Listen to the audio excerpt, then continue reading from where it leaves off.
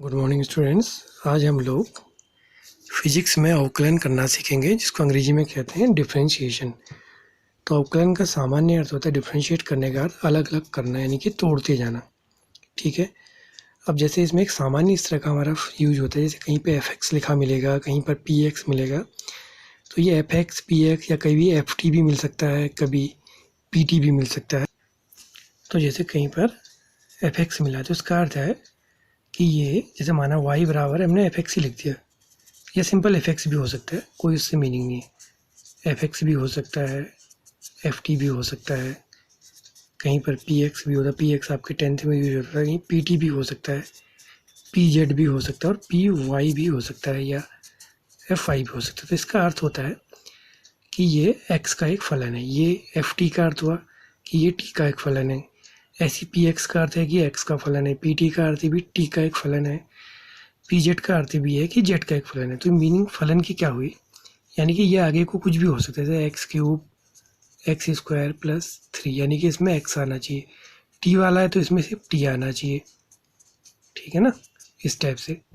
और कोई अचर राशि भी हो सकती है, तो ये टी में होगा। ऐसे ही ये पी जेड होगा तो ये सिर्फ ये जेड में होगा, यानी कि इसका अर्थ होगा कि ये जेड का एक फलन होगा। जैसे जेड 6z प्लस जेड की पावर -2, और भी कुछ हो सकता है। तो मीनिंग है कि इसमें सिर्फ जेड आना चाहिए। ऐसी एफ वाई जो होगा तो उसमें सिर्फ वाई आएगा, इस तरह से, ठीक है ना।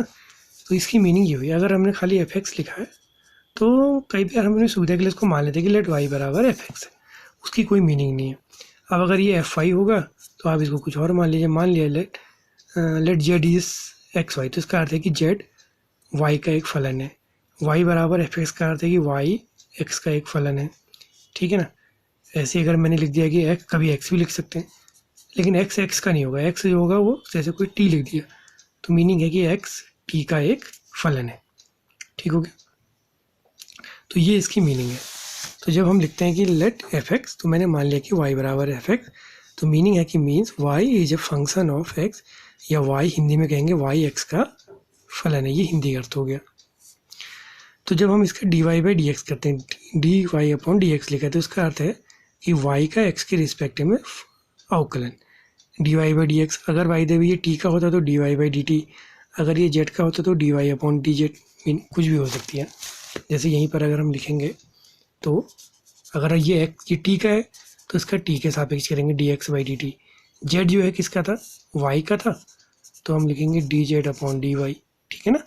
इसका y के रिस्पेक्ट में ही होगा जो जिसका फलन है। जैसे y एफ एक्स का था तो y का अवकलन x के सापेक्ष होगा d y upon d x, ठीक है। तो इसका अर्थ क्या होता है, जैसे अब हमें अवकलन करा हमने डी वाई पे डी एक्स, माना इसका कोई मान भी आ गया, अभी हम मान पे नहीं जाते।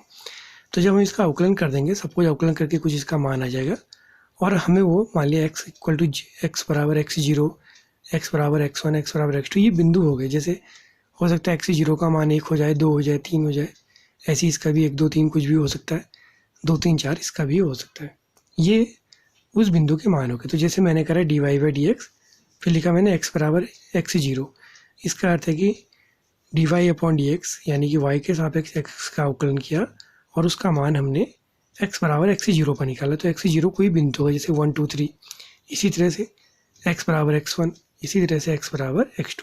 तो इसका अर्थ होता है कि इस पॉइंट पर ये कोई ग्राफ होगा ना, जैसे मान लिया ये एफ एक्स का ग्राफ है, ये वाला, ठीक है ना, ये एफ एक्स का ग्राफ है।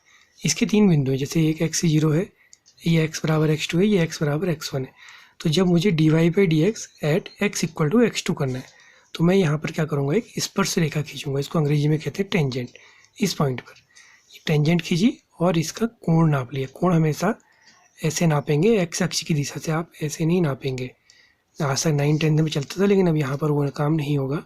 कोण आप धन एक्स कहाँ को, धन एक्स यहाँ को होता है ना, इधर को तो ऋण होता है, तो कोण हमेशा धन एक्स से नापा जाएगा। आप ऐसे नापेंगे तो इसलिए थीटा आ गया। तो इसका अर्थ हो गया d y by d x at x equal x2 बराबर टेन थीटा। यानी कि डिफ्रेंशिएशन का अर्थ है कि जिस बिंदु पर आप किसी का डिफ्रेंशिएशन कर रहे हैं, उस बिंदु पर खींचे गए स्पर्श रेखा की प्रवणता या उसका टेन थीटा कहें, वो हो गया। ऐसे ही हमने x बराबर x0 पर करा और माना ये जो स्पर्श रेखा है उसका कोण यहाँ पर अल्फा है, तो d y by d x बराबर x zero is equal to क्या हो जाएगा टेन अल्फा। ऐसे ही यहाँ पर करा एक्स बराबर एक्स वन पर, तो ये टेन बीटा, इसका कोण बीटा है तो ये टेन बीटा, ये कोण हमेशा धन एक्स से ही नापा जाएगा।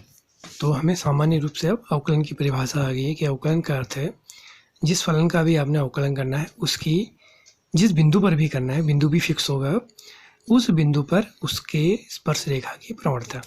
अब इसके कुछ सूत्र हैं। पहला सूत्र है d y by d x की पावर एन। जरूरी नहीं कि सूत्र एक्स के लिए लगे, टी के लिए भी लग सकता है। अगर ये टी होता तो क्या बन जाता है d by d t of t to the power n, या टी की घात एन। तो जब आप इस तरह से इसका अवकलन करेंगे तो इसका उत्तर आएगा एन एक्स की पावर एन माइनस वन।